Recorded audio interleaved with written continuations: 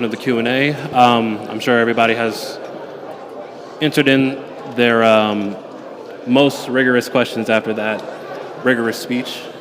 And I thank you for bearing your heart for everybody. Jazakallah khair. May Allah subhanahu wa ta'ala always keep you protected. Amin ya Rab. Yeah. For sure. Is he here? We'll be having somebody switch out with me who is a bit more related to the situation happening in Gaza. He has extended family still there. Iyad is a Palestinian American, a healthcare professional, and above all, a dedicated father. He has been active in the local community for many years. Iyad has deep roots in Palestine, especially Gaza, where a large segment of his extended family still lives there. Please keep them in your dua, as many have been killed from the bombing, starvation, and collapsed healthcare system.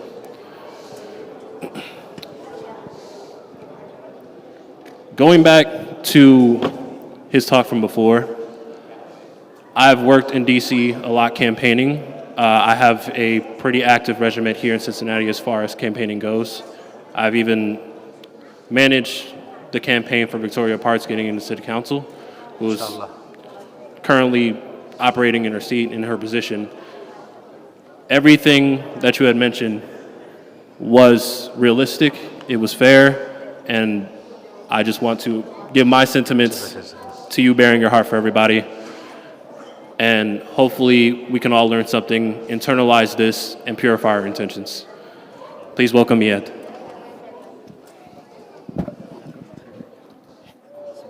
Gotta be close and clear. حياك الله حبيبي وعليك السلام.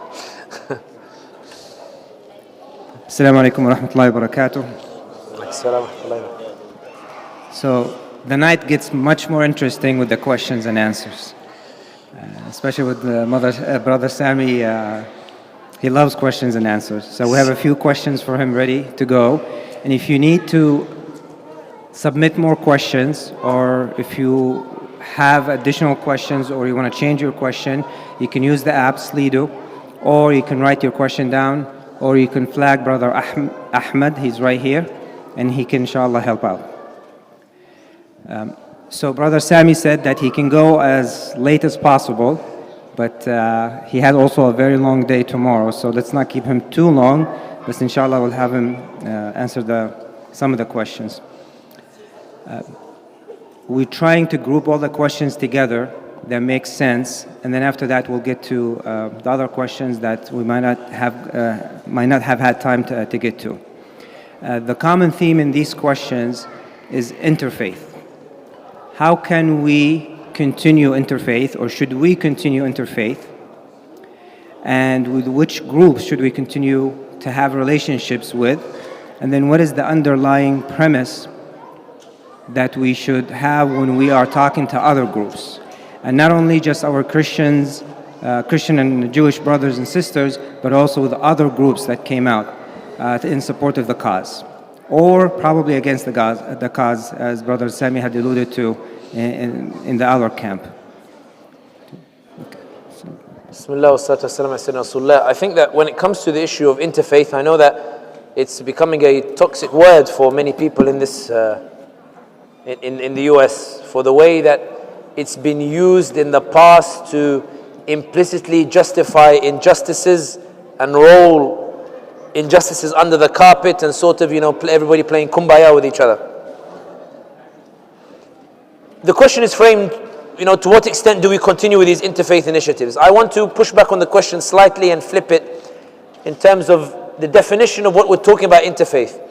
The reason why I mentioned that people's fitras are resonating with the dawah that's taking place today is that Islam is reaching new corners. When I saw Megan Rice take to TikTok, her video came up on my feed before she became Muslim. And I saw her video where she said that I want to understand where Palestinians are getting their resilience from. So I've heard this from the Quran, so I'm going to do one page of the Quran every day live on TikTok, and I want y'all to follow me. 2 weeks later, she pops up on her TikTok wearing hijab, saying La ilaha illallah Muhammadur Rasulullah. I saw a girl, she did a video in the first 2 weeks of the genocide. She says, I grew up in, her words, not mine, I grew up in a Zionist environment in LA. I have never heard Palestinian voices before until TikTok. May Allah protect and preserve TikTok, inshallah. You have to make dua so Allah answers it, inshallah. TikTok showed me Palestinian voices, and her words, I can't unsee what I've seen. I'm now dedicating my channel to exposing the genocide that is taking place. I saw a video of a Jewish girl in America. She's crying, she's sobbing in the TikTok video. She's saying, I can't believe, her words, not mine, I can't believe what my people are doing. And when I go to the airport, her words, not mine, when I go to the airport and I see Orthodox Jews, I ask myself, are these people supporting the slaughter of children and slaughter of the Palestinians as well? When we talk about interfaith, we imagine community leaders sitting with community leaders. What Gaza showed is both community leaders have lost the influence over their congregations. Congregations are now looking elsewhere for messages of justice. And this is why community leaders are scrambling to adapt, because they risk becoming obsolete. I tell you an interesting story. I was in California and a group of imams, this one. I was in California and there was a group of imams. And they came to me and they said to me, Sami, we want to ask you. I said, sure. They said, we've got a problem. I said, what's the problem? They said, our congregation don't trust us no more. I said, what do you mean? He said, they're looking at us like we've betrayed them, like they were looking for guidance on Gaza. How do we mobilize? How do we move? And because we haven't given the responses, they're going elsewhere to look for ways in which we move. And I said, what do you want from me? They said, we want you to publicly endorse us. I said, A'udhu Billah. If the Imam can't lead an initiative, let him stand aside and let somebody else who can lead the initiative. There's a reason Umar ibn Khattab removed Khalid ibn Walid, radiallahu anhu. When Umar removed him, Umar wrote in the letter, Wallahi, I did not remove Khalid, except that I feared people would say that Khalid brings the results, not Allah subhanahu wa ta'ala. I did it to show it's Allah who brings it, meaning that you can render 20, 30 years of wondrous service. That doesn't make you greater than somebody who is more talented than you for the role at the time. The reason I'm giving this example is the same applies to the Jewish community and the Christian communities and the other religions. African American pastors are also struggling with congregations who are demanding from them an explanation as to where they should stand on the genocide. And as a result, they're gravitating towards other leaders because the fitrah responds to justice, not to individuals. The fitrah responds to personalities. So when the question is posed about interfaith, you are talking about interfaith. If we're talking about in the framework as I understood it being addressed is, it's community leaders who no longer have influence over the communities coming to sit together to preserve a framework that has failed miserably. I argue instead that interfaith should be redefined to go and talk to those people of conscience who have come out, whether it's the Jews who did the sit-in in Congress in protest at the genocide, whether it's the Christians you see who join you at your protest, whether it's the leftists or socialists who are coming out and risking their careers in encampments. Go out, go to the encampments and take biryani, Yazidi. Go and take biryani and go and sit with them and talk about. Did you all see the picture in that Columbia encampment where the lady with the shorts is trying to put the Palestinian scarf as if it's a hijab? She's trying to copy the sisters who are praying. For me, that's what interfaith means. It no longer means the gathering of community leaders to discuss how to preserve a framework that is no longer fit for purpose. It was fit for purpose before in terms of building the masajid and the like and whatnot. But the reality is now we're faced with very new challenges. And that's why I think, and I put it quite bluntly, we broke Israel's monopoly over the narrative. But to what extent did we capitalize on it? Hear me out. The right wingers, the reason they are united as a bloc is not because they have a common leader. It's because they have a common marketplace of analysis that they go to keep uphold the narrative. For example, if you don't like Tucker Carlson, you watch Ben Shapiro. If you don't like Ben Shapiro, you can watch Matt Walsh. If you don't like Matt Walsh, you can watch Joe Rogan. If you don't like Joe Rogan, you can watch whoever. The left side, Democracy Now!, Novara Media, all these others. Can you name 5 Muslim equivalents? You can't. Because we didn't capitalize on the space that's opened up now that we broke Israel's monopoly on the narrative. Because we're not investing in new initiatives, we're stuck discussing the old initiatives. And I think a lot of that has to do with perspective. And I'll finish on this point before taking more questions. I've been accused of never allowing time for questions.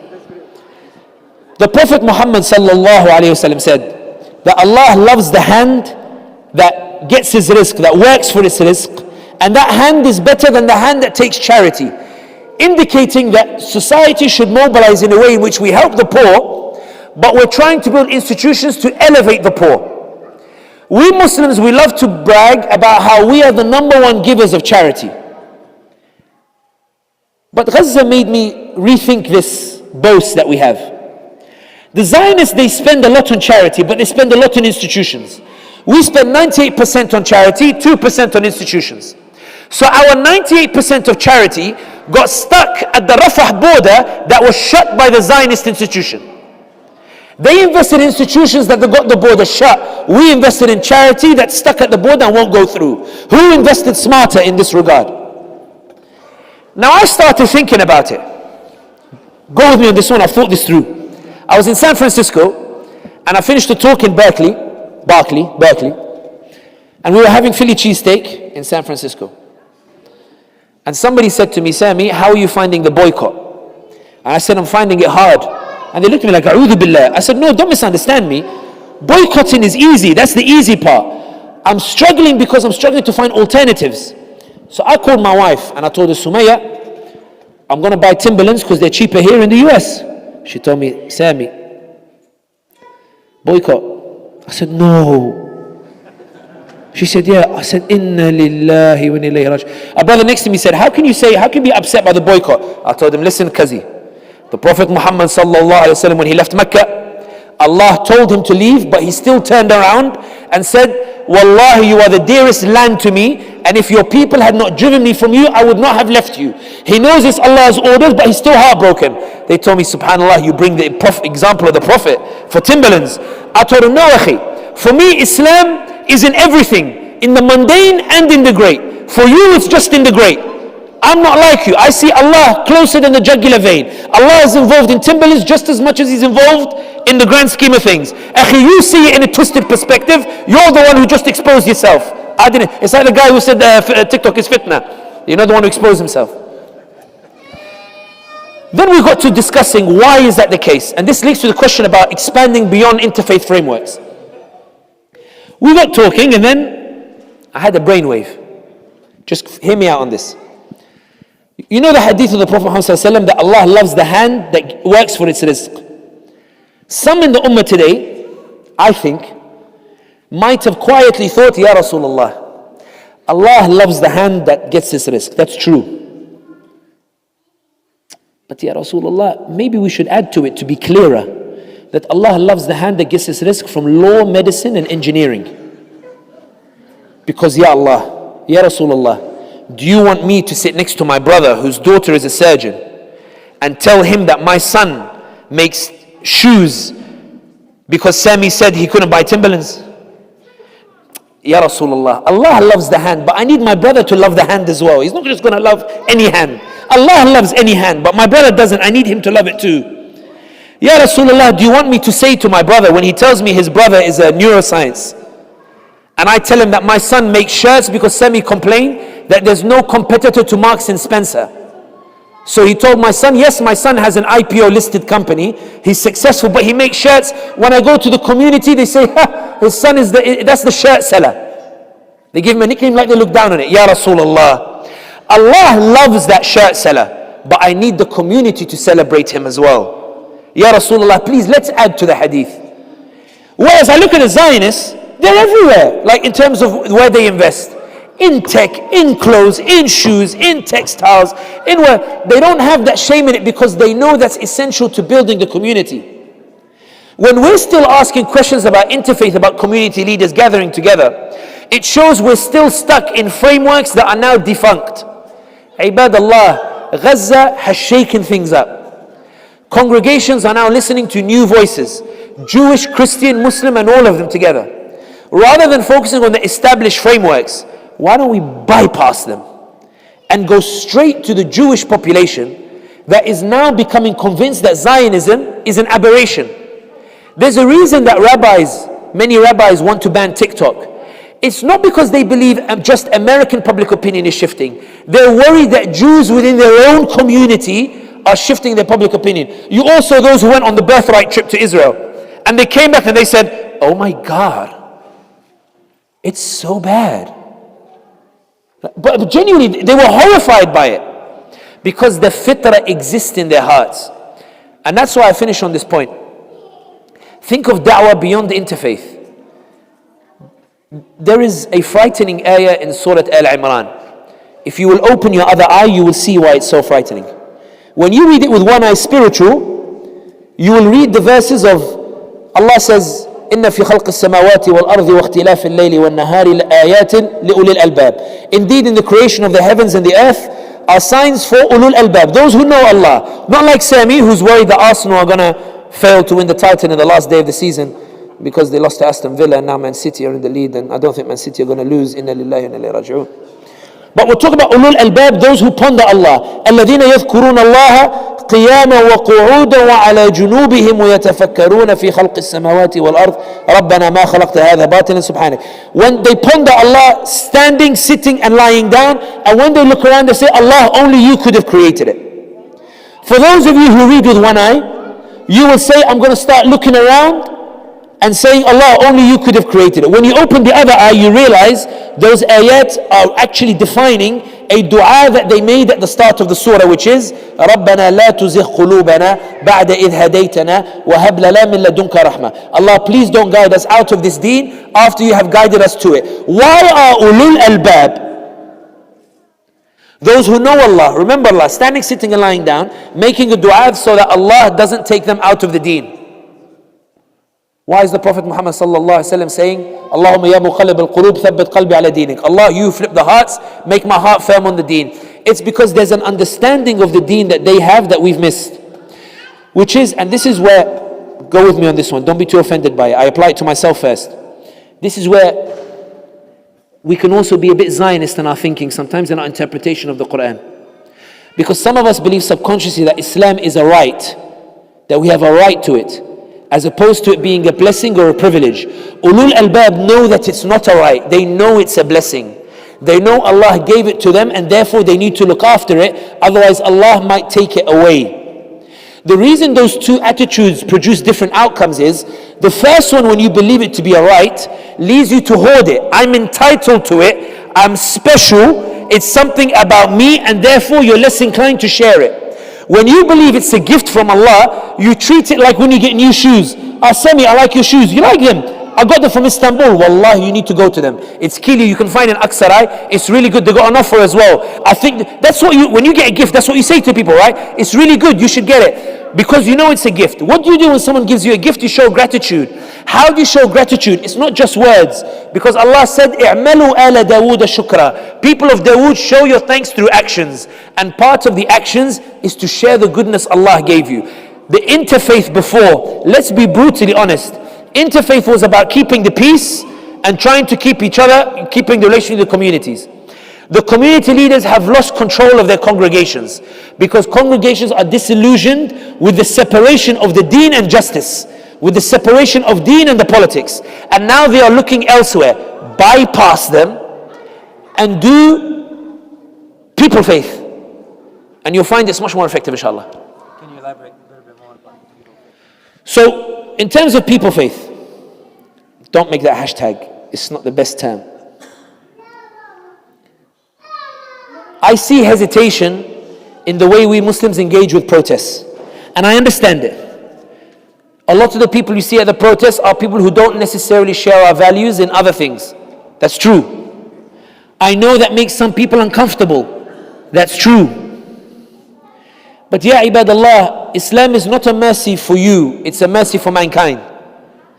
If you can alter your perspective in terms of how you view these protests and these encampments, you will rush to them.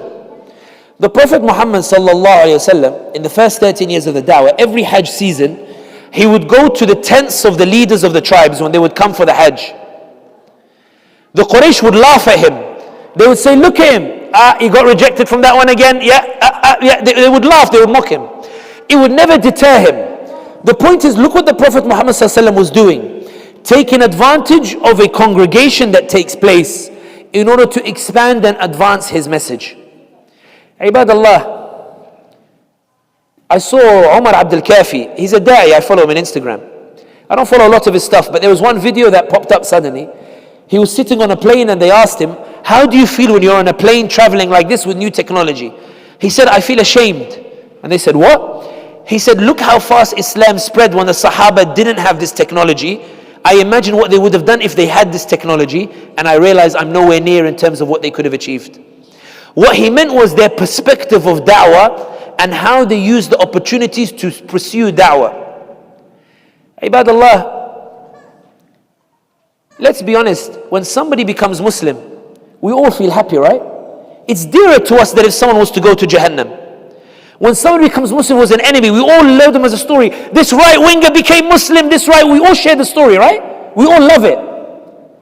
But many of us don't like to do the work that's involved in getting that person to become Muslim. And sometimes we feel an entitlement that we're not entitled to. And let me give you an example. In my first year at university, we had a brother's name was Benjamin, English guy. He wasn't a brother at the time. So he used to argue with the Muslims all the time. Islam is this, Islam is that, Islam is this. And they used to have fierce debates. Him and this Albanian brother called Bihar. Albanians, mashallah.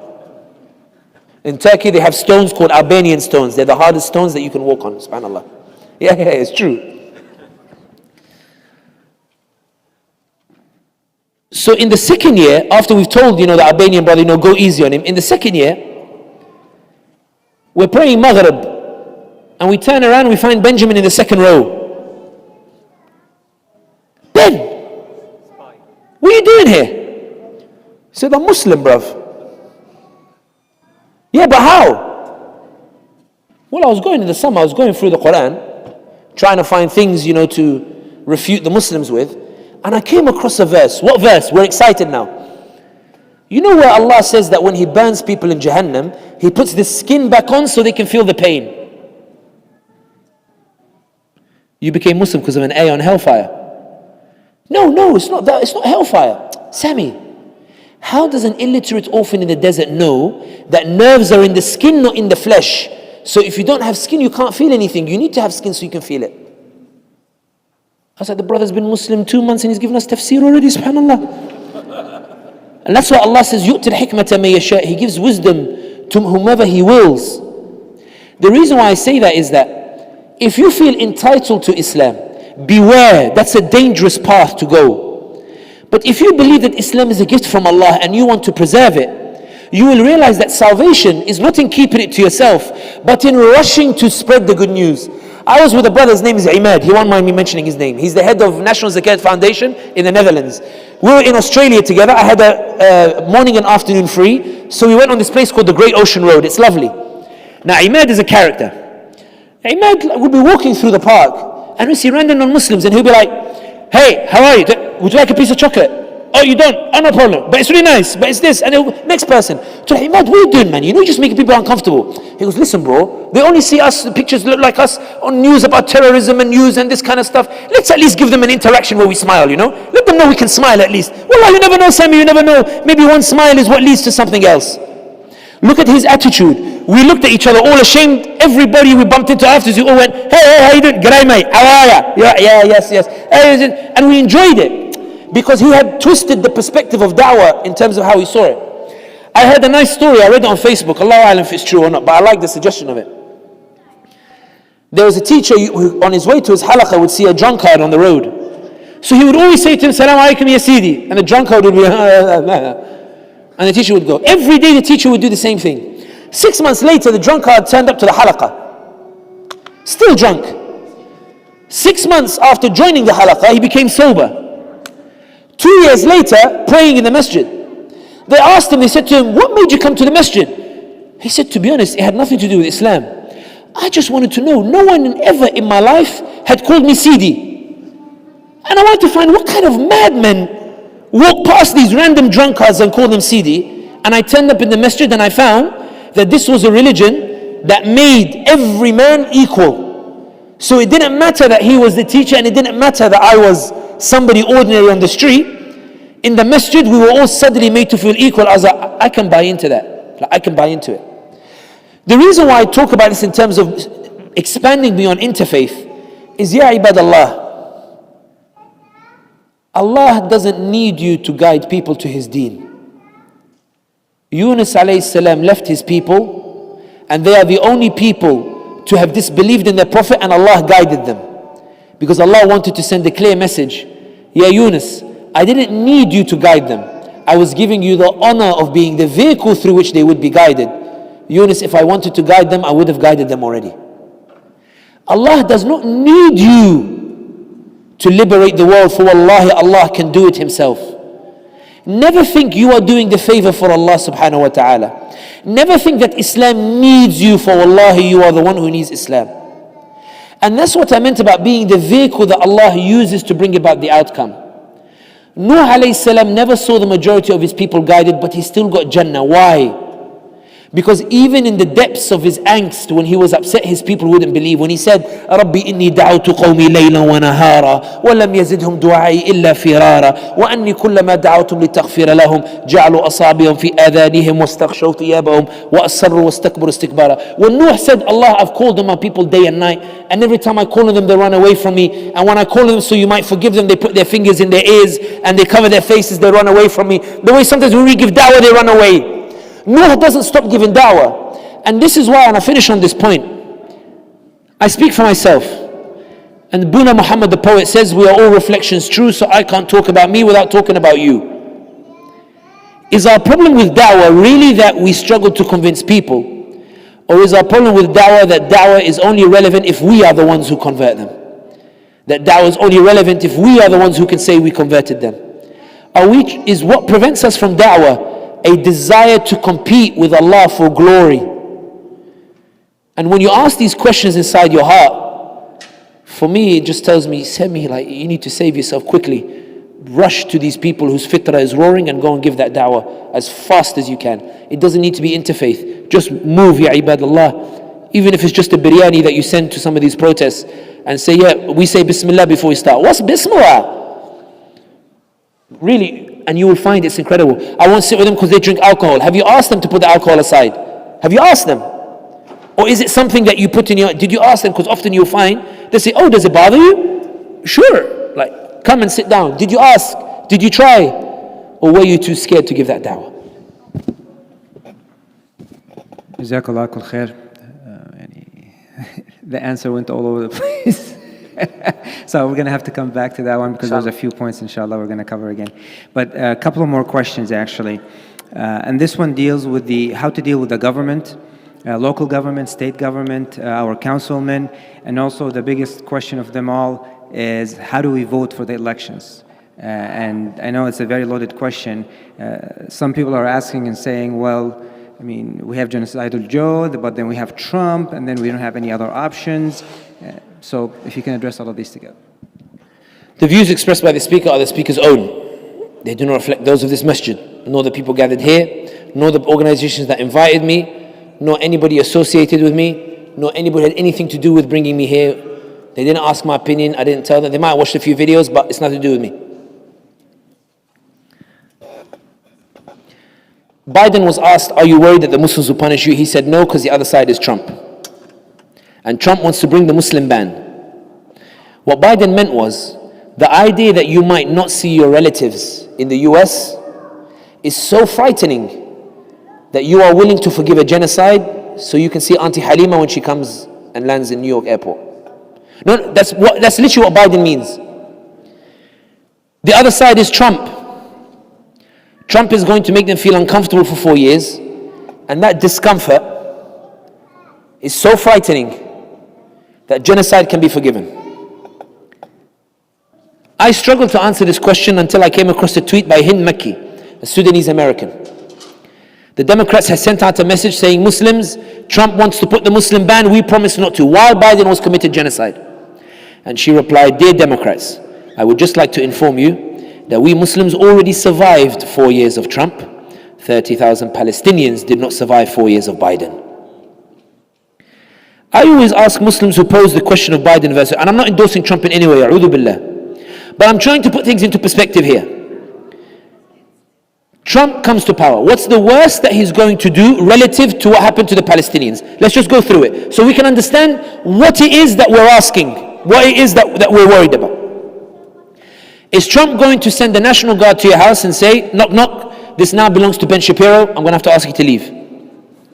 Is he? I don't know, you guys are Americans. Is that likely to happen? Is Trump going to send the National Guard to California and kick out the Muslims in San Diego and tell them, go to Mexico? Okay. Is he going to open fire and slaughter Muslims in Columbus? Is he going to establish an apartheid state where Muslims can't vote and you have no recourse to judiciary or the like? Okay, so we've established you're still in your 3-bedroom homes and your plasma TV, OLED TVs. Someone told me, beware plasma. Plasma's old. OLED TVs and the like. Right. So the question being posed is not Biden versus Trump. Because Biden is cracking down on campuses, as you've seen. Biden is censoring media, as you've seen.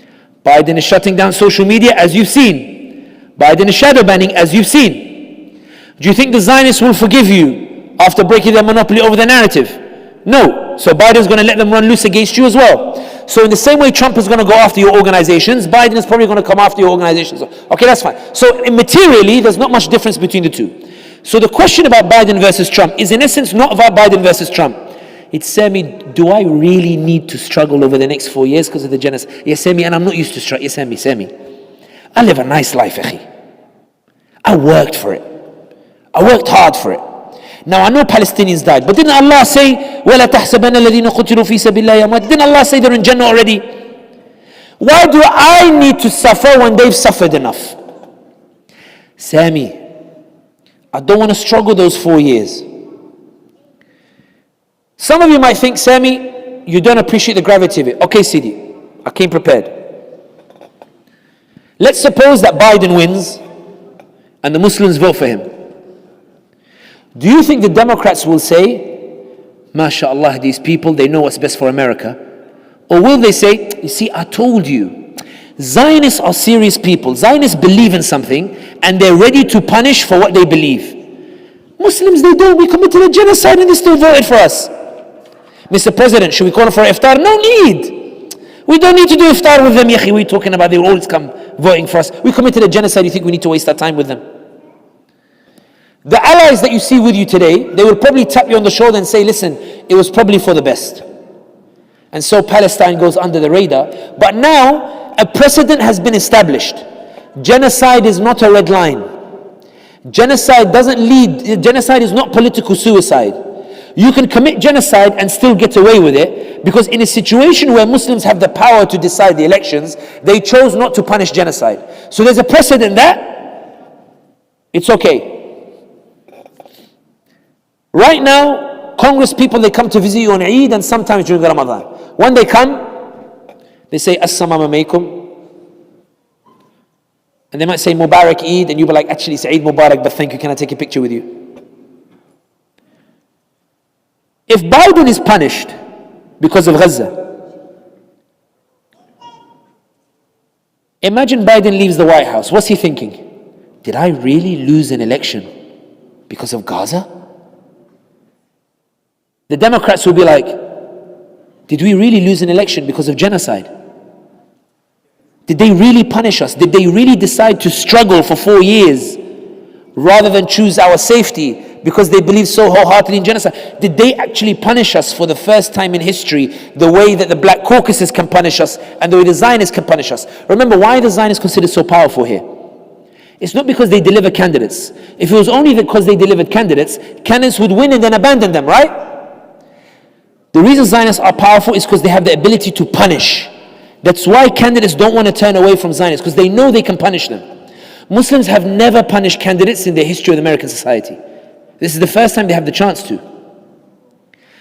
Imagine you punished Genocide Joe for committing genocide. I imagine this is what happens. In the first year, the Democrats say, I told you so. Maybe Trump will go after some of the big organizations. But those organizations survived 9/11. I believe they'll be able to survive whatever Trump has in store for them. I believe they will survive. When the congressman comes and visits you, he won't come because you went to his office to invite him. He'll pop up randomly. Assalamu alaikum wa rahmatullahi wa barakatuh. Now, I know you guys punished Genocide Joe. I wanted to come and show my respects to this community and the Muslims, and we got to stand together, like we're all going for one purpose. As your Prophet said, إِنَّمَا الْأَعْمَالُ بِالنِّيَّاتِ. My God, you learn a lot about Islam. Yeah, of course. You're a serious community, like, I need your votes, like, and I know you guys are struggling now with Donald Trump, but if we stick together, inna ma'al usri yusra. Why do they start learning this stuff in the way that they learn the Jewish sayings? Because now you're a community that showed you're willing to show teeth, you're willing to punish, that there are red lines for you. You're not a community that you walk over. But the reason I mention this distinction is this, and here's my opinion of it. There's an opinion I can't say on camera because it will start a debate I don't want to start, but I will say this. People are asking the question on the basis that there is a choice between 4 years of comfort and 4 years of struggle. 4 years of comfort under the Democrats, 4 years of struggle under Trump. I argue it's actually 4 years of struggle regardless of who comes into power. Zionists will not forgive you for what you achieved. They will come after you under Biden or Trump. It doesn't matter. The only choice you have over the next 4 years is whether you choose to struggle in humiliation or in dignity. Whether you choose to shift the political landscape by finally becoming a community that is capable of punishing, or whether you become a community that can be discarded because you gave away your right to punish because you were worried about some discomfort. I know that's a mean way to put it, because I'm going to go to the UK and sit in London comfortably, and you guys will be like, Sami led us into struggle and now he's jamming in London. I'll tell you, I don't regret it, but Allah ma'akum jama'ah, don't worry. Like, you'll be fine. You'll do it. Allah is with you, yeah. So let's watch the Arsenal game. Yeah, what's going on? Yeah, But ya ibadallah, what will historians say when they write that in the November elections of 2024, Biden was behind Trump in 6 swing states where Muslims had the deciding vote, and Muslims refused to punish Genocide Joe, that not even a genocide could move them. Not even a genocide could mobilize them. With what face will you look the Palestinians when they say, did you punish the genocider? And you will say, I didn't want to feel discomfort in my 3-bedroom house. Yani, a bit of hikmah. You were in Firdaus anyway, what are you complaining for? What face will you look at them? And this is what I meant about wahan. And this is the point I finish on. Biden understands that Muslims have wahan in their hearts, and he's gambling on it because he knows Zionists don't have wahan. Zionists are loading up money to try to beat Rashida, to beat Ilhan, to beat all these other representatives that went against the genocide. They are gathering the whole community against them. There's no wahan in their hearts. They're ready to sacrifice for the sake of Israel. It's the Muslims who are still debating whether to sacrifice for the sake of Gaza and Palestine. Let me put it to you this way. Imagine what the world will say if Genocide Joe loses. Imagine they say that a sitting US president lost in the elections because he committed genocide in Gaza. Imagine the lesson, the precedent that sets in American politics. Ibadallah, why would you throw that away? I don't mean to gaslight you. I don't mean to emotionally blackmail you. I'm just asking you to see the question for what it is. 50,000 Palestinians have been slaughtered. 15,000 children have been slaughtered. Children have had 3 limbs amputated. Genocide Joe gave them the weapons over and over. Block the aid from going into Rafah. Continue to give them the weapons when the world said stop it. Continue to give impunity to the genocide. And then came out publicly and said, who cares about the Muslims, they're going to vote for me anyway. You will go in humiliation and vote for him still after all of that. And let me tell you one final thing, ya ibadallah. I truly believe that it's not the Israelis that are the reason why Biden is supporting the genocide or continuing to support it. I think Biden would have stopped at Khan Yunis.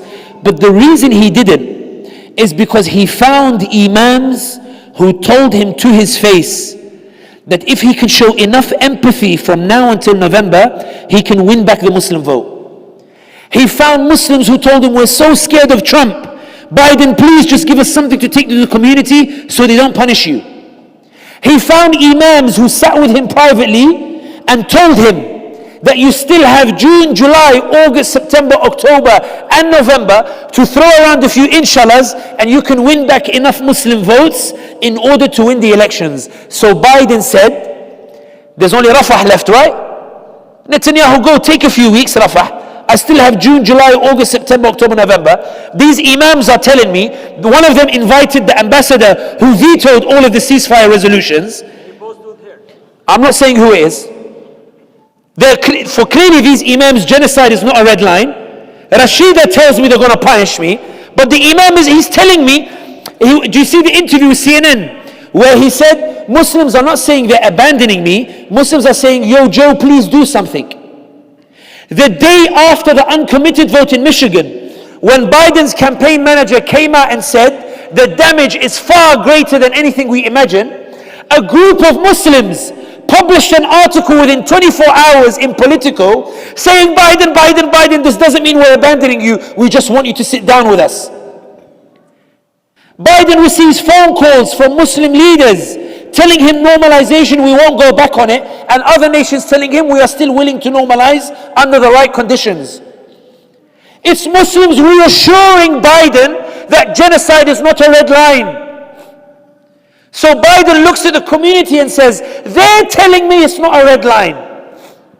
So Bibi, do what you gotta do. Do what you gotta do. They're telling me there are verses in the Quran that can justify normalization. Do what you gotta do. I told one of these imams, he told me, but we're scared of Trump. I told him, but yakhiyuskut. At least for now be quiet. We could have convinced the Democrats to change Biden. If we had all been united in December and made it clear there's no way genocide Joe wins, do you think Democrats would have waited to November? They would have changed him. But you keep reassuring him. You keep telling him there's a way back. You keep telling him, I'm so scared of... If you're scared of it, uskut, don't say it. Uskut and wait. Uskut and be tactical. Uskut, stop saying it to him. Keep it private and let's start the debate in September. اسكت يا ولد عمي يخرب بيتك الله يسامحك. اسكت, shush man. Why do you tweet and say, Biden, there's still time for you to win back the vote? Biden, if you show empathy, you could. Why do you tweet and say, oh my God, Muslims, at least Biden is delivering it. اسكت يا ولد عمي, اسكت. Even if you're scared, shush man. You are the reason Biden continued the genocide. He was worried after Khan Yunis. He was worried he was going to lose the election. He was terrified. Muslims told him, don't worry. Imams told him, don't worry. So he told Rashida. Rashida said, Wallahi, you will lose. He said, Wallahi, they told me I won't. Why do you think Blinken goes and visits Muslim leaders? Because he believes he receives enough reassurances that genocide is not a red line. That's what I mean, ya ibadallah. And you still pose the question, what about Trump? Do you think they don't see you posing these questions? What happened to Izzah and Karama? What happened to dignity? What happened to saying, Wallahi, you killed 50,000 Palestinians. Over my dead body, I give you my vote. What's the worst Trump is going to do to me? I survived 4 years, I survived 4 years again. And even so, if Trump wins, Democrats become pro-Palestine. Let's be honest. Their policy is the opposite of whatever Trump does. Wallah al-Azim. Blinken will be the most pro-Palestine person if he gets out of power. Is it true? Is it not true?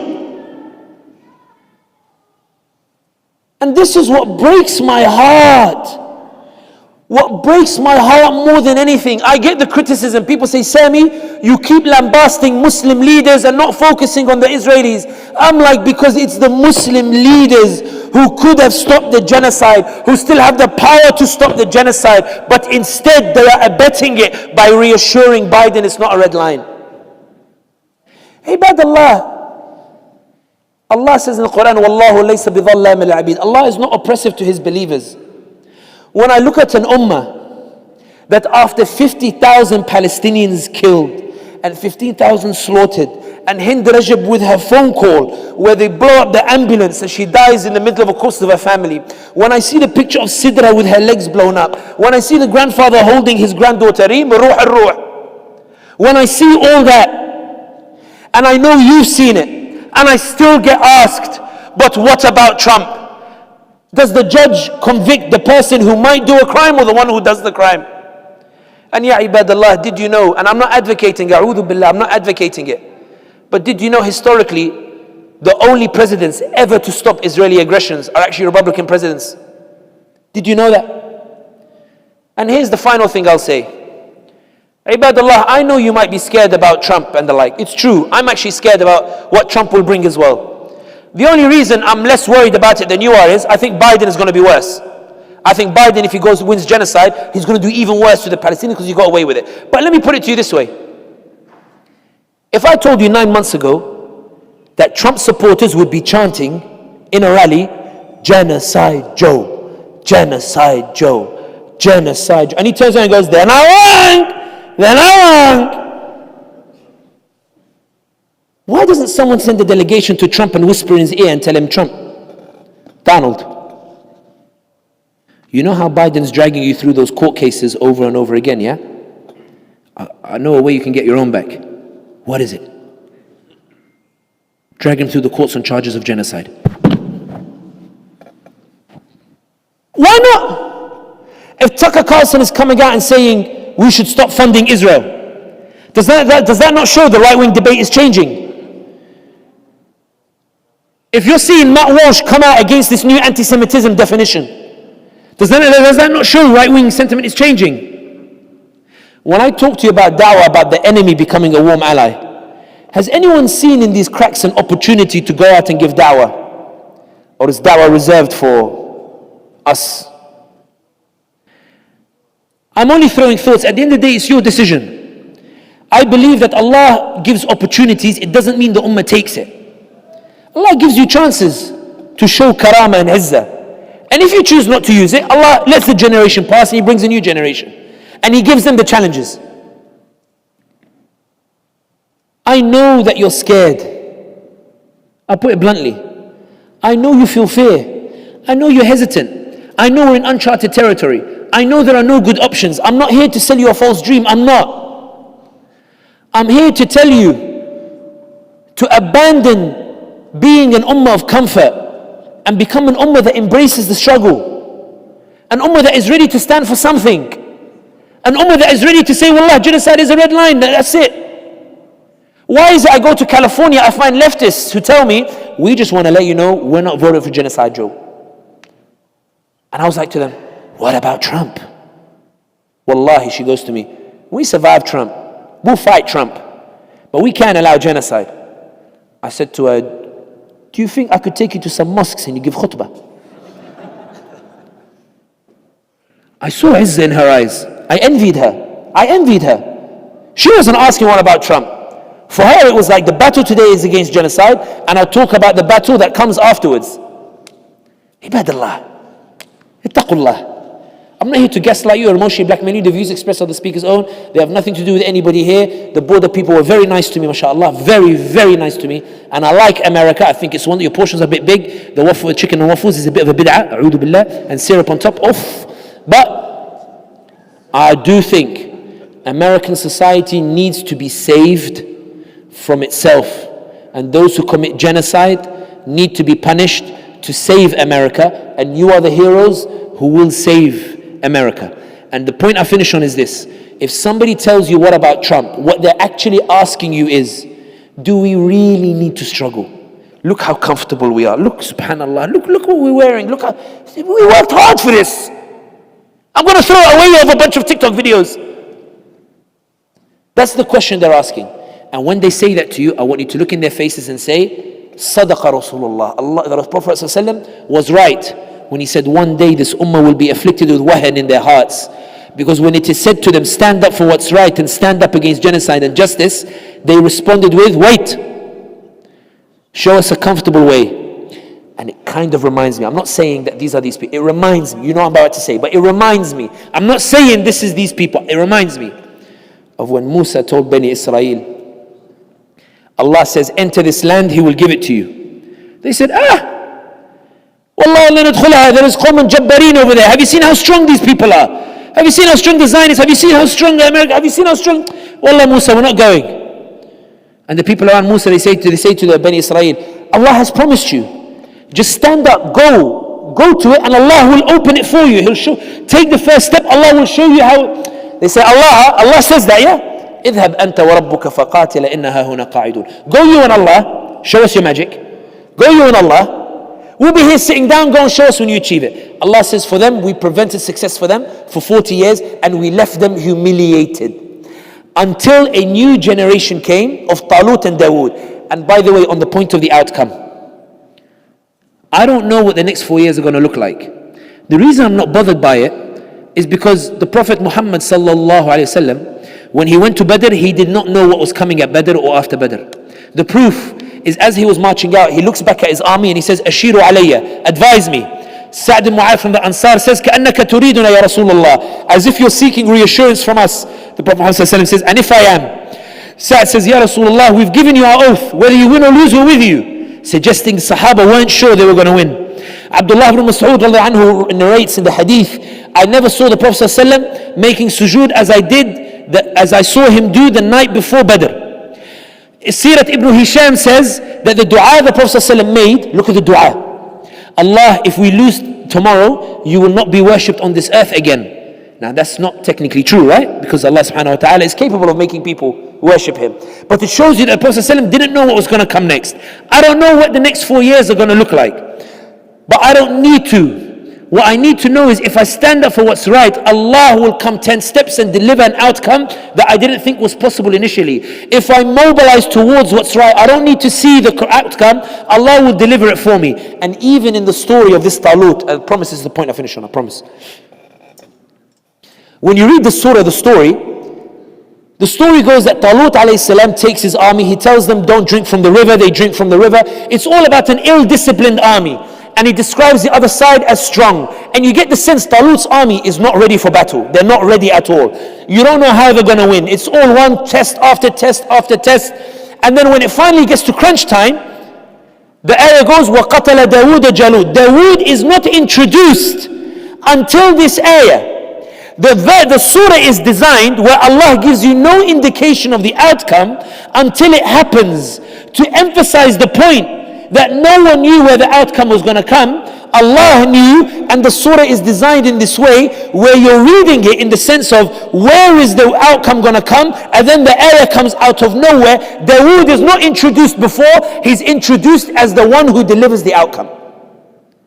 I don't know who the Dawood is, I don't know what the outcome is. As the government entities that these people use to silence the communities, for example, FBI and relationships, economic ties and relationships, and how do we make sure that we shift away from these collaborations that those Muslims or these masajid or these centers across the nation are doing? How do we do that in a more cohesive way that is more organized? One of the things that I love about my ummah is that my ummah do not follow personalities, they follow haqq. There is a famous imam in America who told the convention that Palestinians need to learn to suffer in silence. This sheikh was very well respected, untouchable in terms of criticism, until he made that statement and the congregation moved away from him, and now his institution is under heavy attack and criticism as a result of statements they are making, criticizing protests, criticizing the Palestinians, and criticizing the like. What I love about my ummah is that my ummah, they saw the service the sheikh gave, but realized that while he has good attributes in certain regards, this was way, I'm sorry, we can't take that, and they moved away.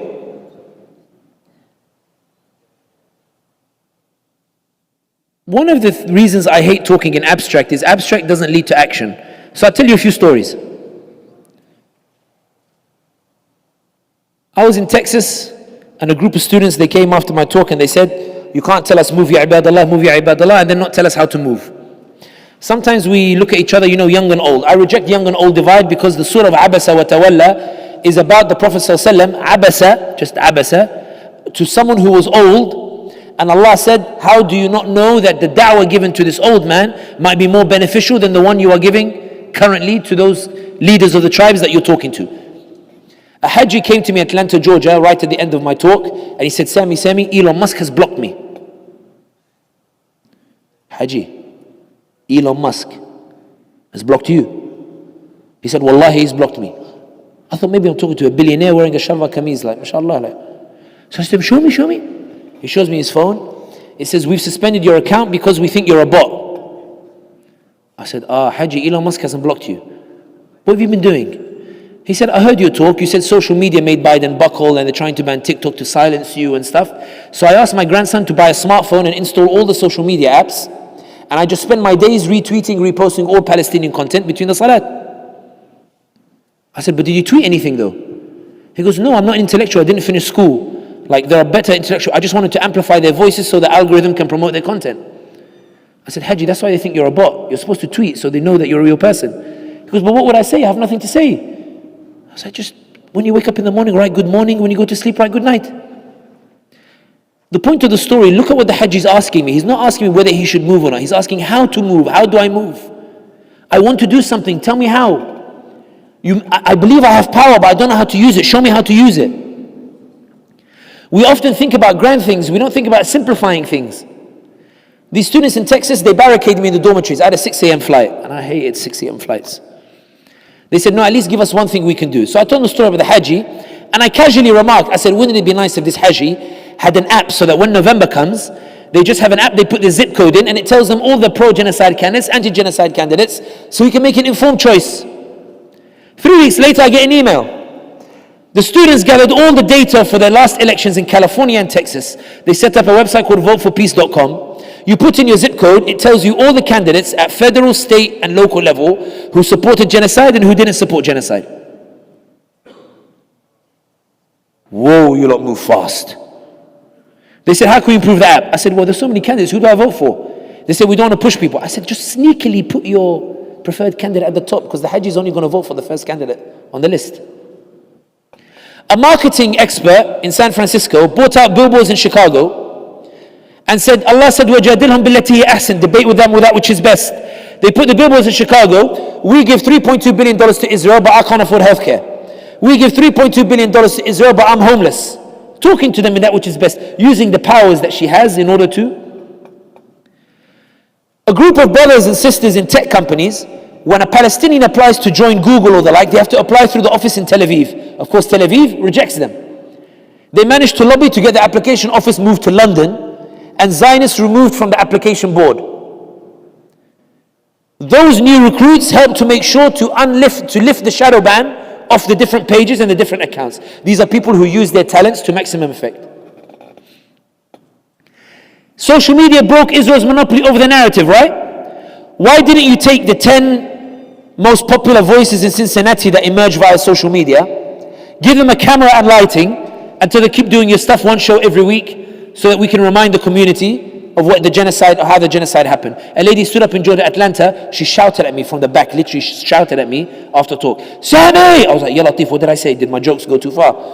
So she was like, you're here at the wrong time! I said, what? She goes, I know my ummah forgets. If there's a ceasefire tomorrow, they will all start talking with hikmah about how we should reward Genocide Joe. We need to remind them in September and in October. I told the Hajji, it's not for me to remind them. It's for the community to get together and elevate those new voices on social media so that we can establish our own versions of Ben Shapiro, Matt Walsh, Democracy Now!, Novara Media. Why don't we establish in these things? Why don't the money that's stuck on Rafah border, we start giving it to some institution? Did you know in Hanafi fiqh, zakat can be given to institutions like these? And to non-Muslims as well, to keep them neutral. Really, I know some of you will be shocked by it. It's only because, we made Islam very personal, so now that we don't see it as public, we don't see zakat as a public institution anymore. It's just a personal thing that you give. The reason I give you these examples is to show you that it's less about how do we tackle these imams, and more about rendering them obsolete through your own new actions, new initiatives that you mobilize with the momentum. I'll tell you a story about why I believe the ummah is strong. I used to believe the ummah was weak. I was like you. I believed the ummah was weak. Then one day I read Izzat Begovich's book, Inescapable Questions, about Bosnia. Heartbreaking book, a book I recommend everyone to read. So I decided to go to Bosnia. One day I wanted to give up my job after I went to Bosnia. I told my wife, I'm going to give up politics. She said, why? I told her, it's all fitna. She said, what do you mean? I said, every time I do a video, I just get backlash. I can't stand it, like it's annoying, you know, like, and I've become just a man of fitna, you know, Sami al-Hamdi, like I don't like it. I want to do something where everybody loves. I just want to sit and just talk hadith and Quran, nothing controversial. Everybody's happy, we do kumbaya and everybody goes home. Astaghfirullah. She told me, no, don't give up the politics. Why don't we just reinforce it? You keep telling people, let's reconnect the memories of the ummah. Let's do it through travel. I told her, what do you mean travel? She goes, let's encourage Muslims to visit other parts of the ummah. I told her, Sumayya, I know my ummah. My ummah is humiliated for a reason. My ummah reads about Ibn Battuta, but no one wants to be Ibn Battuta. My ummah reads about Khalid ibn Walid, but no one wants to give da'wah for a new Khalid ibn Walid. My ummah only go holiday to Turkey, Malaysia, Dubai and Morocco. They don't explore. They're not brave in it. You're wasting your time, Muslims and travel. She said, no, they're 8% of the market. They're worth $250 billion. Sumayya, Allah humiliated the ummah for a reason. They're not brave. They don't do new things. Muslims are just, you know, like they like comfort too much. 2 weeks later, I read an article about Netflix and Blockbuster. So Netflix went to Blockbuster and said, we're the new big thing. And Blockbuster said, get out of here. Blockbuster, of course, went bankrupt and Netflix became the next big thing. So when Sumayya came and suggested it again, I was worried I was Blockbuster and she was Netflix. So I told her, Yalla, Bismillah, let's do it. You never know where it could go. I'll tell you just this story about people who move versus people who talk.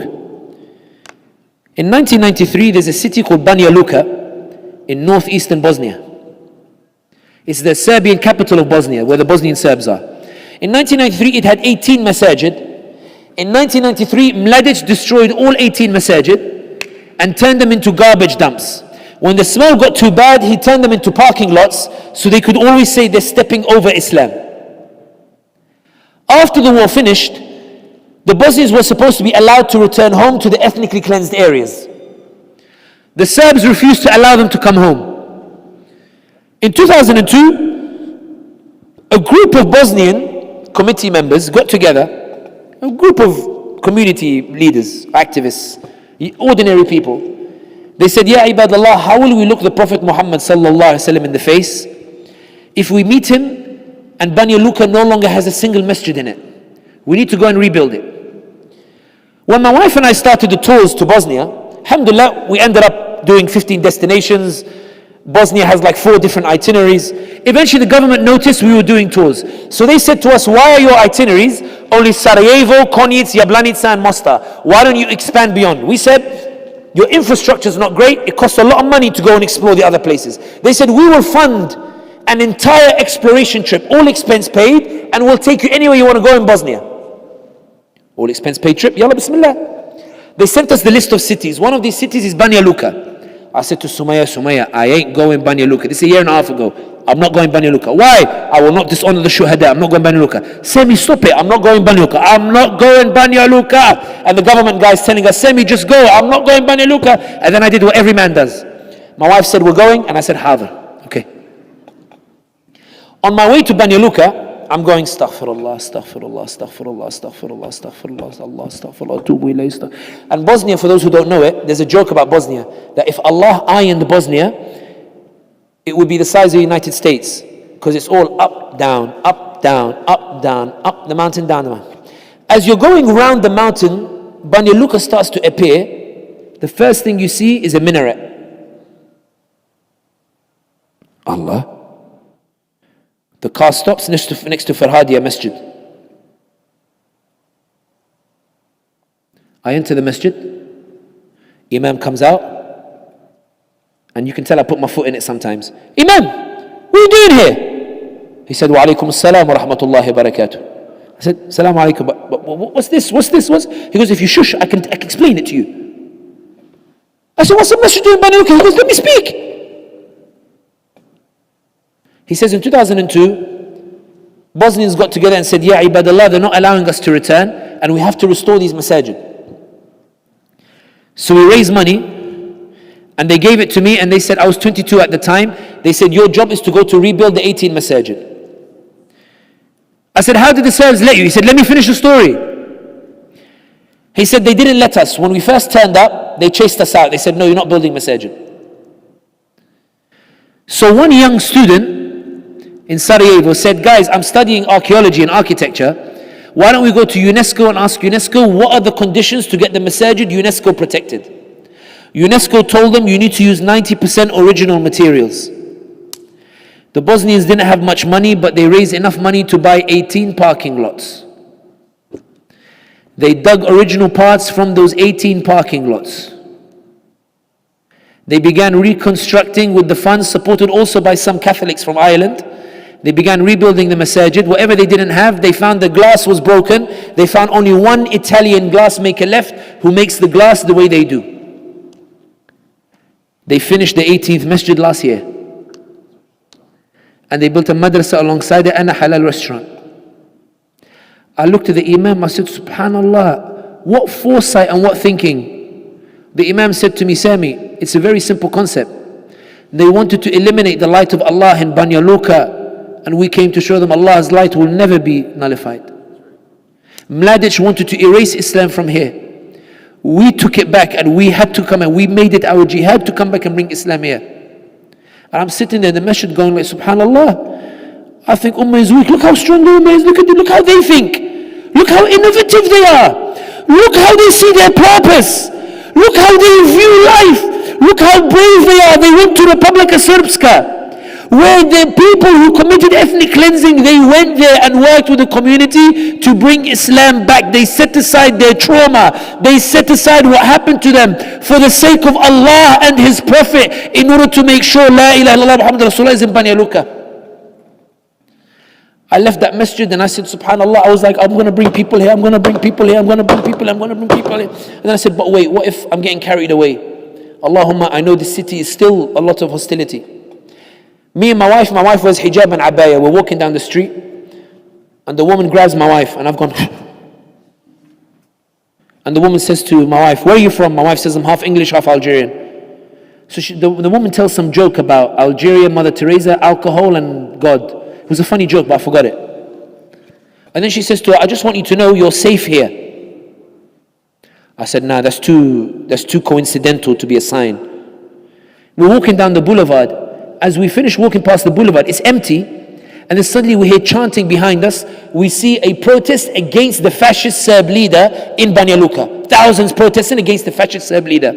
I went, Allahumma, message received. Message received. The reason I answered your question like that, people talk in abstract. How can we isolate these imams who are talking about? How can we? You do it through action. You do it through mobilizing in new initiatives. You do it through mobilizing and thinking about what does the community need and how can I fill that gap. Ibadallah, if social media broke Biden's monopoly over the narrative, where are the new Muslims TikTok influencers? Where's the money raised in order to give them what they need? How can we support them to make sure they are the voices to carry us in the next election and beyond? How do we not invest in them so they might transform into a think tank that might be used to guide the community and take that leadership away from the imams who betrayed us? Why do we not look and say, okay, fine, we invested in lawyers, doctors and engineers. How can we talk about investing in new industries? Bring me ideas. You guys have resources. You're not lacking in resources. You're not lacking in manpower. You're not lacking in ideas. You're lacking in willpower and the ability to move. That's why when people say, Sami, all you do is go around, grab a mic and tell people, move, ya ibadallah. I tell them because they have everything they need. They're just not moving. They have everything they need, they're just not moving. The Bosnians didn't have the means that you have. And look what they did, subhanallah. You go to Uzbekistan, 2016, the new president lifts the ban on hijab, lifts the ban on children going to masajid, lifts the ban on adhan. There's a new re-Islamization of Uzbekistan, but Putin is concerned. So Uzbekistan is hesitant. We don't want to call it halal, we want to call it Muslim friendly. Until we get enough numbers of people going to Uzbekistan, and then we can say to Putin, it's not that we're moving away from you, it's just the market is dictating it. Ibadallah, did you know that non-Muslim countries are chasing halal markets? Spain flew us out, all expense paid to Cordoba, to convince Muslims to stay there 6 days instead of 1 day. Korea had a halal week in November, because they calculate that's when Muslims go, they make 30% of Seoul use halal meat in preparation for your arrival. That's how badly they want you to come. This is what I meant that in Sahih non-Muslim, the ummah is strong and powerful. It's only somehow in your eyes that the ummah is supposedly weak. I know I answered that question, you said, where's your ear? And I've done that. But the essence of my answer is this. Ibadallah, if you're upset at the way somebody else is moving, go and move in the correct way, and you will find the community will move towards you. They will gravitate towards you. Doors will open for you. And the greatest proof is our meeting today. Let's be honest, all I did was a video. Thinking Muslims saw it, we decided to bring together. We were both moving, we didn't know what was the best way to move, but Allah brought our paths together. Then Yaqeen saw that video, Yaqeen reached out. I'd never corresponded with them before. They were moving, thinking Muslims moving, I was moving. We didn't know what the next two steps were, but Allah brought those two steps together. Then Mass LA invited me. I didn't even know I was going to LA. I was sitting at home. LA was moving, Sami was moving, Yaqeen was moving, thinking Muslim was moving. We didn't know what the second, third, fourth step was, but Allah knew, so Allah brought us together. Then Australia, then somehow we end up in Cincinnati. They brought the guys out, why Cincinnati? Because Allah brought us together. I love you. I need to be careful. But my point is, you see how Allah bridges and brings people together every day. You see how Allah brings outcomes you never realized. Why is it in front of your faces but you're not appreciating it? And that's the point that I'm saying. Move with action and you will render those imams obsolete. The imams who are telling Biden that. He said, which imams? The imams telling Biden that genocide is not a red line. Biden, I know 50,000 Palestinians have been killed, but there's a way for you to still win the election. Biden, I know that Sidra had her legs blown off, but we really still want you to win because we're so scared of 4 years of discomfort. Biden, please, you can still win. Hind Rajab died in the middle of the corpses of her family because the Israelis blew up the ambulance that came to rescue her. But that's fine, you can still win, Biden. We just need you to show some empathy and appreciation. If you, inshallahs here and there, promises of the Muslim ban, just come out and say a couple of things here and there, and we'll help you win, we'll help you. We'll go on the minbar and tell them, Ibadallah, think with hikmah. Those imams, you can render them obsolete by going through action. Please move, ya Ibadallah. And this is the point I want to make. I know we're approaching midnight, but I just want to make this absolutely clear. I didn't come to lecture you. I actually came to plead with you. I came to beg you. I'll put it blunt, I came to beg you. I came to beg you to see the power you have manifested. I came to beg you to see yourselves the way the non-Muslims are seeing you. I came to beg you to see the way those diplomats that I sit with as part of my consultancy, when they put their heads in their hands and they go, dude, we've lost this narrative war, we've lost it. We're going to pay in the elections for it. I look at them, I am baffled that they say it to me to my face. But when I go to the masjid, I say, guys, do you know what they said to me in the private meeting? And the brother says, dude, they were lying to you. Akhi, let me show you what I billed them, and you can tell me if they lied or not. Because they paid a hefty amount for 1 hour of my time. I am begging you to appreciate that it wasn't bin Salman or Erdogan or bin Zayed. It wasn't Europe, it wasn't America that brought the change. It was you. You are the ones who's making the whole world order crumble on itself. It's your voice. I don't understand how the whole world sees it except you. And that's why I always make a semi-joke. That Ibadallah, don't let it be said that Netanyahu believes in Allah more than you do. Because Netanyahu spent billions to try to silence your voices because he knew what Allah could do with your voices. Don't let it be said Blinken believes in the power of Allah more than you do. Because Blinken went to get a fatwa to try to get you to be quiet because he knew what Allah could do with your voices. Don't let it be said that Biden believes in Allah more than you do because Biden is now learning Muslim phrases just to make sure you don't punish him in November. I know I joked when I said Sahih non-Muslim, but I say it with a heavy heart because I know that when I bring non-Muslim sources, you start to feel powerful because you want the recognition from that side. But I want you to walk away and think, Ya Ibadallah, why did I need recognition from that side when Allah has given me the validation over and over and over again? Why did Allah's validation not move me the way Washington Post moved me? Why did Allah's validation not move me the way Biden's banning of TikTok moved me? Why did Allah's validation not move me the way Blinken's visit to Riyadh moved me? And I say this as a rebuke to myself first before all of you. And in many ways I'm trying to reconcile that humiliation by saying Allah is involved in everything anyway, so that non-Muslim is technically Allah subhanahu wa ta'ala anyway. That's the way I reconcile it when I sleep at night. But that's what I mean. If you read the Quran with those eyes, read it as a non-Muslim eyes, and you will see the beauty of the Quran, and you'll see we have more power than we think we do. The final point I'll make is this. Ibadallah, the Prophet Muhammad sallallahu alaihi wasallam did not see Quds liberated in his lifetime. Do not be arrogant enough to assume that you have to see it liberated in your lifetime. Do not pursue the Palestinian cause on the basis that you will see Quds liberated in your lifetime. For Nuh alayhi salam died and only a minority of his people believed in him. Do not pursue the Palestinian cause on the basis that you have to be the one on the podium at the end. Pursue it on the basis that you want the greatest honor any servant can have. That honor is to be the vehicle that Allah subhanahu wa ta'ala uses to deliver the outcome. Ibadallah, Surah Hud, the reason the Prophet ﷺ said, Shayyibatni Huda, Hud has given me white hairs, is because Hud is about prophets that failed to convince the majority of their people, and Muhammad ﷺ was worried he would have the same fate. But none of you believe that those prophets failed, hashahum. Why? Because after the fact you get over it's haram, you start to consider the criteria of success is not the achievement of the outcome, but what you did with the powers that Allah gave you to try to achieve the outcome, because you were convinced that Allah could deliver the outcome as He wishes. Ibadallah, do not pursue the Palestinian cause on the basis that you want to see the outcome in your lifetime. Pursue it on the basis you want the honor of being the vehicle that Allah uses to deliver that outcome. The hardest thing about Islam is surrendering your will to Allah subhanahu wa ta'ala. Khalid ibn Walid on his deathbed said to the people around him, I wish I died on the battlefield and not in this way. Why do I have to die like this? His friend said to him, but yeah Khalid, if you had died on the battlefield, they would have said the sword of Allah has been broken. You had to die this way. Even then, while he was a bit consoled, he was still upset at the manner in which he died, believing that he could have achieved more. It may well be, ya ibadallah, that we reach our deathbed and our last breath, and alcohol is now normalized in Saudi Arabia because it's being reintroduced by bin Salman. Casinos are all over UAE because now they're investing in casinos and the like. Hijab is being lifted because Qatar's Emir, the wife now is the first Sultana or Emira to travel without hijab abroad. It may well be that we leave the world worse than when we came into it.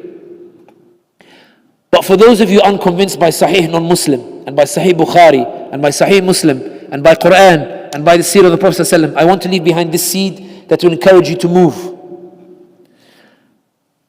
I imagine last year Sheikh Omar Suleiman had his Jannah series. When I was growing up and they used to ask us about Jannah, what do you want in Jannah? I used to say that, can I have anything I want? They said, yeah. I was 9. Anything? I said, anything. I want a river of mango juice. And they would say, what do you mean, mango juice? I said, Rubicon mango, have you tried it? It tastes lovely. He said, think bigger. I said, bigger? More than that? He said, yeah. Anything, anything. I want guava on the other side. He told me, when you think of your stomach, think bigger, bigger. PlayStation 100 and the football pitch at the back. He said this ummah is doomed with such aspirations. Sheikh Omar Suleiman was the first person to encourage me to think of Jannah beyond the way I used to think. I used to think, don't think of Jannah too much, you don't deserve it. As long as I'm by the door of the first Jannah, I'm happy. Ya Rab, please just don't let me get hellfire. Like, Ya Rab, please, like, I'm ready to accept a hut at the door of the first Jannah. Just please, I don't want to burn in hellfire, please, Ya Rab. I thought it was arrogant, brazen. One should not think of Firdaus, because you don't deserve it. When you think of the stuff and sins that you've done, you don't deserve it. That's for the pure people, not for people like you. Sheikh Omar Suleiman was the first to sort of take my hand and take me through Jannah. You think, wow, what? So when you go to bed that night, you can't sleep. You're imagining what you can have in Jannah. And when you finish your dunya list, it's like 3 a.m., 4 a.m. in the morning. It's a long list. But you're still wide awake, so you start thinking, what could I have that I haven't thought about? And then you're thinking, what does second Jannah look like? No. 6th Jannah. You're already in 6th Jannah. You may as well go for those. What would it be like to meet Muhammad al-Fatih? Then you think you're getting more ambitious. Salah ad-Din. Sa'ad ibn Abi Waqqas. Mus'ab ibn Umair, Ali ibn Abi Talib, Umar ibn Khattab, Abu Bakr as-Siddiq. And then suddenly you start wondering what it would be like to meet Al-Habib sallallahu alayhi wasallam. Now let your imagination run wild for a second, and then you'll understand why I want to put this seed in your hearts. It may well be that we reach our dying breath and the world is worse than when we left it. And that as we're dying on our deathbed, we might be like Khalid ibn Walid or like Amr ibn al-As. Amr ibn al-As was dying on his deathbed saying, Allahumma, there's no glory except yours. There's no glory except yours. Whatever I did, it was for your glory. And we lay there and we say, Ya Allah, I tried. Ya Allah, I went to Cincinnati. I tolerated that interrogation. I tried to tell them move. I tried to think of ways to keep their attention. I tried to put the jokes in the right spaces. I used Sahih non-Muslim. I tried to talk to them. I tried to gauge where's the inferiority complex. I studied their community beforehand. I got the briefing before I came. Allahumma, I tried to make them see the power they have. Maybe I joked too much. Maybe I talked too long. Maybe I was too desperate to deliver the point. Maybe I gave them the wrong advice. Maybe this, maybe that. Ya Allah, I should have done this, should have done that. Allahumma, wallah, I tried, and things got worse. I'd lay at night watching the videos, watching those tragic, horrible videos of the genocide. A genocide was live streamed and I couldn't stop it. I saw Hind Rajab in my dreams. I saw Sidra in my dreams. I saw Reem in my dreams. I saw the kids in my dreams over and over, and I would weep at night and I'd wake up in the morning and I would say it's getting worse and worse and worse and worse, and all I can do is grab a mic and tell people please move, waiting for somebody to come up with a good idea, and I felt useless and pathetic, Ya Allah. And in the end, after all of it, things just got worse, and here I am, my soul's about to leave. La ilaha illallah Muhammadur Rasulullah. I imagine that inshallah I will not hear Ya ayyatuha an-nafsul khabitha, oh disgusting soul that used to tell people there's no point moving, you don't have a billionaire backing you. There's no point moving, you don't have an army. There's no point moving, you don't have the media. There's no point moving, what, your voice has an impact. There's no point moving, what do you mean TikTok? Yeah, he's making stupid dua. May Allah preserve and protect TikTok. What do you think your protest is going to do? What do you think this is going to do? Just stay home, guys, it's useless, wait for the Mahdi. There's no point waiting. This is stupid, this move that you're doing. You won't hear, oh dirty, disgusting soul that didn't do anything and told the community not to do anything. Instead, imagine hearing, Ya ayyatuha an-nafsul mutma'inna, oh beautiful, blessed soul. And the angels talking between themselves. Do you know why this soul smells so good? This soul used to be heartbroken, but it kept moving. This soul used to feel despair, but it kept moving. This soul used to weep at night, but it believed that Allah was in charge of the outcome. It kept pushing through. This soul kept telling people to move, because it believed Allah had the outcome, and so it kept talking, it kept moving, kept mobilizing, it kept getting back up. If it stumbled, it kept getting back up. If it stumbled, it kept moving. If it stumbled, it kept mobilizing. If it didn't see the outcome, it wasn't bothered, it kept moving. Even if it couldn't see the outcome, it kept moving. Ya ayyatuha an-nafsul mutma'inna, irji'i ila rabbiki radiyatan mardiyah, fadkhuli fi ibadi wadkhuli jannati. Come back to Allah. Allah is pleased with you, and enter my ibad, enter my jannah. And here's what I imagine, and go with me on this. And Imams, if you think this is brazen, I think this is a lovely image personally. Imagine you open your eyes and you start looking around and you start seeing mountains like you've never seen before, mansions like you've never seen before. You open your eyes, you go, Allah, where is this place? And someone tells you, you're in Firdaus, you're here. You're like, nah, me? No. And you start walking around, you start admiring things. You see things that are way better than any mango river could ever produce. Way better than a guava juice. PlayStation's not even in existence. This thing's way better than it. Football pitches, they invented a new sport where is more branding associated, because not foot, hand, foot and stuff. And as you walk through, you see a tree, and there are 3 men sitting under a tree. And one says to the other, so ya Amir al-Mu'mineen, ya Umar al-Khattab, when we entered Jerusalem, we established justice for all, and we preserved all of the churches, all of it. We did it in the way of the sunnah of our beloved Prophet Muhammad sallallahu alaihi wasallam. And the other person, you'll be like, what, Umar, did he just say Umar al-Khattab? And Umar al-Khattab will say, but ya Salahuddin al-Ayyubi, how did you enter? Did you enter with justice or not? Ya Amir al-Mu'mineen, we entered with justice. I promise we entered with justice. That's how we liberate Al-Aqsa. And I'm going, Salahuddin Ayyubi, Umar al-Khattab. So who's the third guy in the middle? And then you hear one of them remark, Ya Rasulullah, it was a wonderful expedition. If only you were there to see it. Are you Rasulullah? And he will say yes. So you want to imagine the conversation. Rasulullah will say, Assalamu alaikum, alaikum salam. Which generation are you from? Ya Rasulullah, I'm from a miserable generation, pathetic generation. We broke Israel's monopoly over the narrative, but we couldn't capitalize. We managed to humiliate the Zionist project in front of the world, but we were slow to move. We had the resources, but we were slow to move. They were faster than us. Ya Rasulullah, I used to go, I hated flying, but I'd grab the mic and I'd say to them, move ya ibadallah, move ya ibadallah. But I think maybe I joked too much, they didn't take me seriously, or I was too long in the lectures, they got bored. Or maybe they just thought, I can't see the outcome. I tried, Ya Rasulullah, I tried, and I tried this and I tried that. I told him abandon Biden and punish Biden, and then the Trump came and he made things worse and things got worse, and Bin Salman reintroduced alcohol and whatever, and I couldn't do anything. And they told me, Sami, stop talking, it's fitna, you're causing fitna in the community. And I wasn't sure, should I give up my job, should I not this and so. Enough. Sit down.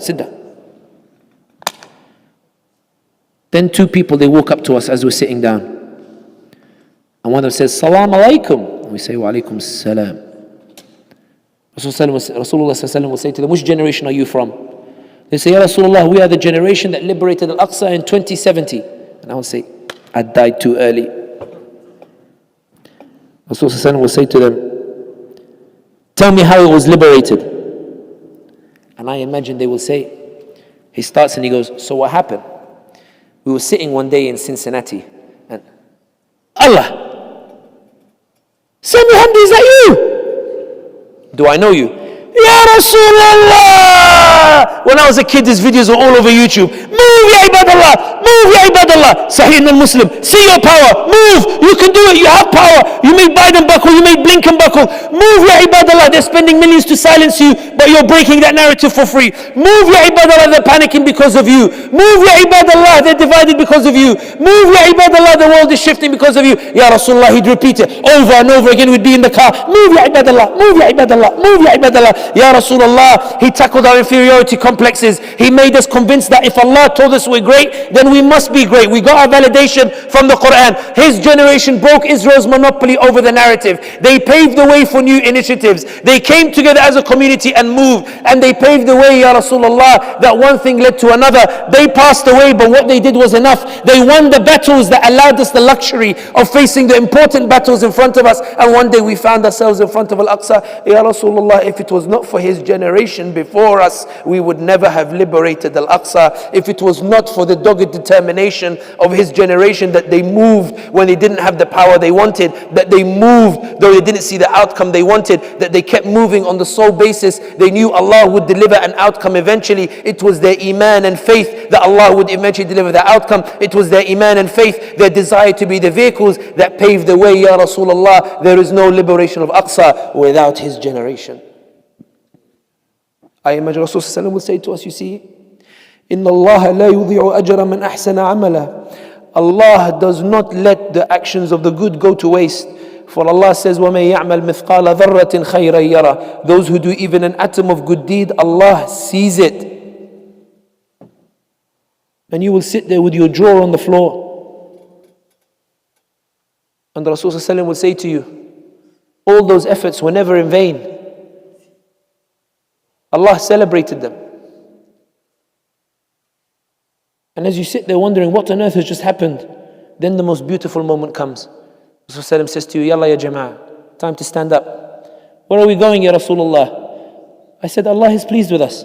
Come, He's about to reveal His veil. Leave this scenario in your head, Ya Ibadallah. Because if you make the outcome the Jannah and the meeting with the beloved Prophet Muhammad sallallahu alayhi wasallam, in the end, it doesn't matter what happens in this world. What matters is what you did when you were in it. It doesn't matter what the outcomes come in this world. What matters is how you adapted and moved. What matters is what you did to try to change it. How you mobilized. Always act in a way where you have a face to show the Prophet Muhammad sallallahu alayhi wasallam. Things may not always go your way, but they will always go Allah's way. Things may not always go the way you want, but they will always go the way Allah wants. Things may not always go in the way that you plan, but they will always go in accordance with Allah's plan. We ask Allah to make us vehicles, to use us as the vehicles, to make us appreciative of being the vehicles. And may Allah never replace us with other vehicles. Ibadallah, If Allah chose, He could end the genocide tomorrow. But Allah has His hikmah in what He chooses to do. We think the ummah is weak, but why is Islam the fastest growing religion in the world? Do you think these people are looking at the religion saying, I want to join a weak religion? It's not. They're seeing a strength in it that is so immense. They want to be part of it. Do not say the ummah is weak. You can say you're weak. That's fine. Say you're weak. That's fine. Say I don't have any ideas. Say I'm a miserable wretch. Fine. But don't say the ummah is weak. Because the ummah in Banja Luka are moving. The ummah in Bosnia are moving. Ummah in Australia, I've just come from there, they're moving. The ummah in the UK, we're moving. The ummah in France, they're moving. There was a meme I saw of a niqabi, she's in a shopping, she's doing her groceries. And the Muslim immigrant is saying to the niqabi, take that thing off, you're giving us a bad name and you're putting pressure on us. If you want to wear that, go back to your country where you can wear that. And the woman goes, actually, I'm a French revert, I was born here, this is my land and I embrace Islam, and it's actually you are the shame on our deen that you come to these countries and you don't uphold it. Touché. People say that France has become racist, which is true, but they don't ask why. It's because the French are worried that French are becoming Muslims. People say Islam is under pressure, under repression. That's true, but they don't ask why. It's because more and more people are entering Islam. People say Islamic world is in chaos, but people don't ask why. It's because once upon a time they managed to repress it with power, and now they no longer have the power to repress it completely, and chaos is the absence of the ability of a power to subjugate the other. They don't ask why. Because if they ask why, they will see that the reason is not that the ummah is weak, the reason is that the ummah continues to resist. I finish on this point. Ibadallah, do not be like Dajjal. Do not believe that your life is the beginning and end of history.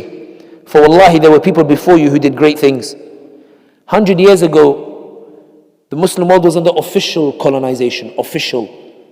The French flag was over Tunisia and over Algeria. Why is there no France or French colonization in Algeria today? Do you think it's because the French just upped and left? No. The Ummah kicked them out despite never being militarily superior to the French.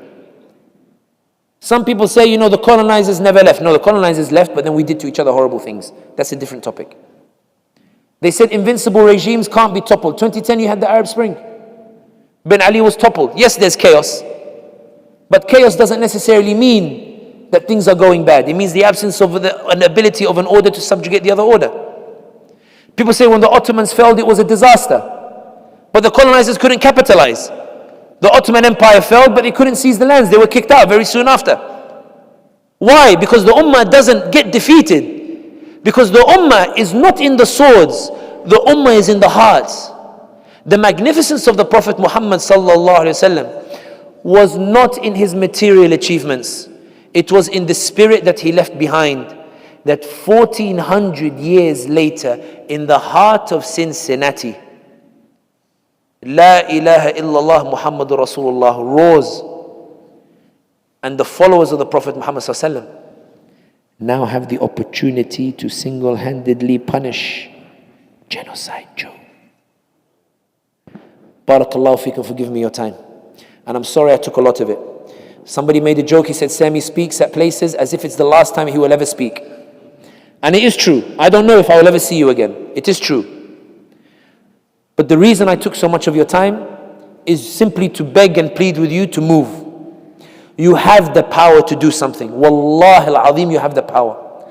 I swear to you, you made the change. I swear it was you.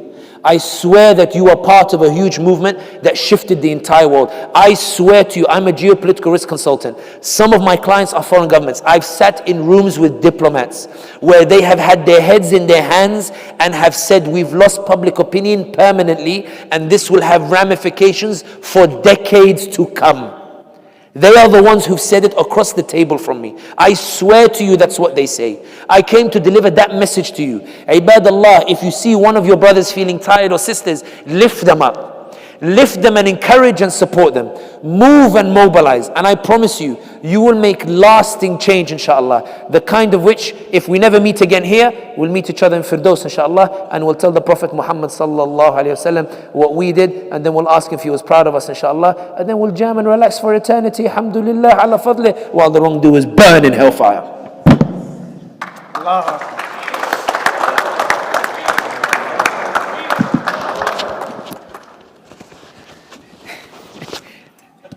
It's very tough to contain this, guys. MashaAllah alayh, MashaAllah alayh. Inshallah خلاص we're going to finish بإذن الله سبحانه وتعالى سبحانك اللهم وبحمدك نشهد أن لا إله إلا أنت نستغفرك ونتوب إليك بسم الله الرحمن الرحيم والعصر إن الإنسان لفي خسر إلا الذين آمنوا وعملوا الصالحات وتواصوا بالحق وتواصوا بالصبر. A couple quick reminders: if you have feedback forms, please, evaluation forms, please turn them in. Also, there's youth college session is opening tomorrow at 10 a.m., but it's open for everyone.